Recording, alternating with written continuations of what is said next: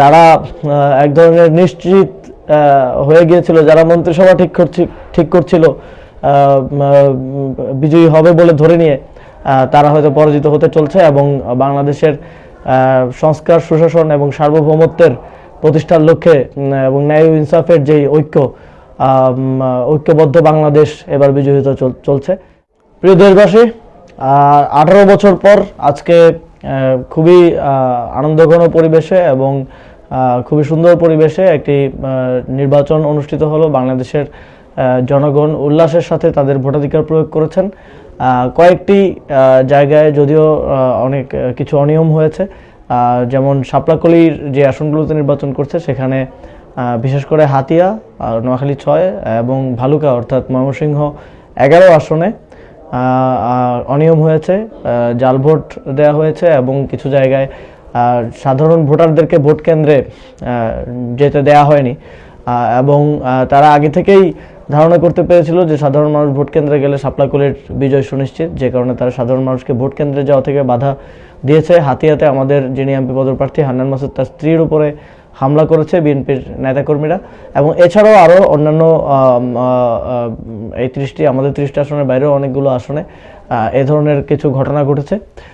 তবে বাংলাদেশের পার্সপেক্টিভে এবার নির্বাচন যদি ওভারঅল আমরা বলতে চাই তাহলে আমরা মনে করি এখন পর্যন্ত সুষ্ঠুভাবে হয়েছে।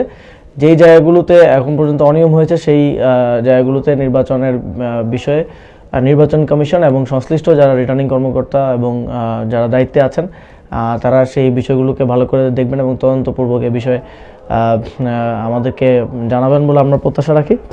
তবে সারা দেশে ওভারঅল সুষ্ঠুভাবে ভোট গ্রহণ হয়েছে বলে আমাদের কাছে আমরা বলতে পারি এবং তারপরেও অনেক কিছু থেকে যায়, যেহেতু এখন পর্যন্ত ফলাফল কিছু জায়গায় আসতে শুরু করেছে। তবে আনঅফিসিয়াল ফলাফলটা আসতেও সময় লাগবে এবং অফিসিয়াল ফলাফল হয়তো আমরা আগামীকাল পেতে পারি।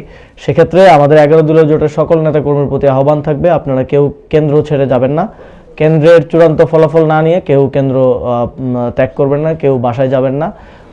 আগেই 2-1টা কেন্দ্রের ফলাফল পেয়েই কেউ বিজয় উল্লাসে মেতে উঠবেন না, তাহলেই কিন্তু কারচুপি করার কিংবা ভোট গণনায় হেরফের করার সুযোগ তৈরি হবে।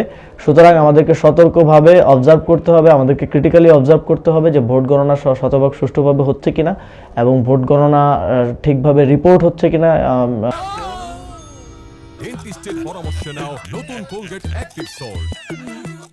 ইলেকশন কমিশনের কাছে আমরা ইলেকশন কমিশনে থাকছি ফলাফল ঘোষণা হওয়ার পূর্ব পর্যন্ত। আমরাও এখানে সজাগ দৃষ্টি রাখবো যাতে করে ফলাফলে কোনো ধরনের ইঞ্জিনিয়ারিং করা সম্ভব না হয়।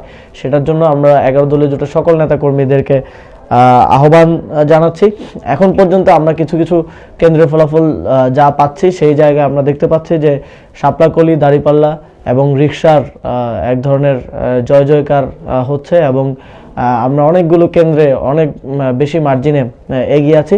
তবে যেই আসনগুলোতে বিভিন্ন কেন্দ্র দখল হয়েছে, ভোট কারচুপি হয়েছে, সেই আসনগুলোতে আমরা দেখতে পাচ্ছি যে সাধারণ কেন্দ্রগুলোতে আমাদের প্রার্থীরা এগিয়ে থাকলেও কিছু কিছু কেন্দ্রে খুব অস্বাভাবিকভাবে ধানের শীষ এগিয়ে আছে, কারণ তারা সেই কেন্দ্রগুলো দখল করেছে এবং সিল মেরেছে বলে আমরা ধারণা করছি। এই কেন্দ্রগুলোর বিষয়ে এবং এই আসনগুলোর বিষয়ে নির্বাচন কমিশনকে অবশ্যই মানুষের ভোটাধিকারের পক্ষে সিদ্ধান্ত গ্রহণ করতে হবে এবং আমরা বিশ্বাস করি যে 11 দলীয় জোট সরকার গঠন করবে। এখন পর্যন্ত আমরা যেই ফলাফল পাচ্ছি, বাংলাদেশের জনগণ একচ্ছত্রভাবে 11 দলীয় জোটের মার্কায় ভোট দিয়েছে। 11 দলীয় জোটের যেই সুশাসন, সংস্কার এবং সার্বভৌমত্ব প্রতিষ্ঠার যেই লড়াই, সেই লড়াইয়ের প্রতি তারা ম্যান্ডেট দিয়েছে এবং আমরা ইসি এবং সরকারকে ধন্যবাদ জানাতে চাই।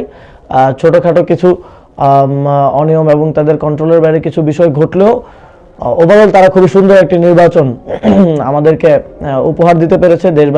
দেশবাসী ভোট দেওয়ার সুযোগ পেয়েছে কিছু কিছু জায়গা ছাড়া এবং আমরা তাদের প্রতি প্রত্যাশা রাখবো যে বাকি যে প্রক্রিয়াগুলো আছে ভোট গণনা থেকে শুরু করে ঘোষণা, সেটাও যেন সম্পূর্ণ সুষ্ঠু রূপে সম্পাদন করেন এবং এর মাধ্যমে বাংলাদেশের একটি সুন্দর গণতান্ত্রিক রূপান্তর আমরা প্রত্যাশা করছি। এবারের নির্বাচন 2008-এর নির্বাচনের মতো হবে না, এবারের নির্বাচন 1991 সালের নির্বাচনের মতো হচ্ছে। যারা এক ধরনের নিশ্চিত হয়ে গিয়েছিল, যারা মন্ত্রিসভা ঠিক করছিল বিজয়ী হবে বলে ধরে নিয়ে, তারা হয়তো পরাজিত হতে চলছে এবং বাংলাদেশের সংস্কার, সুশাসন এবং সার্বভৌমত্বের প্রতিষ্ঠার লক্ষ্যে এবং ন্যায় ও ইনসাফের যেই ঐক্যবদ্ধ বাংলাদেশ এবার বিজয়ী হতে চলছে। আপনাদের সকলকে ধন্যবাদ। আসসালামু আলাইকুম।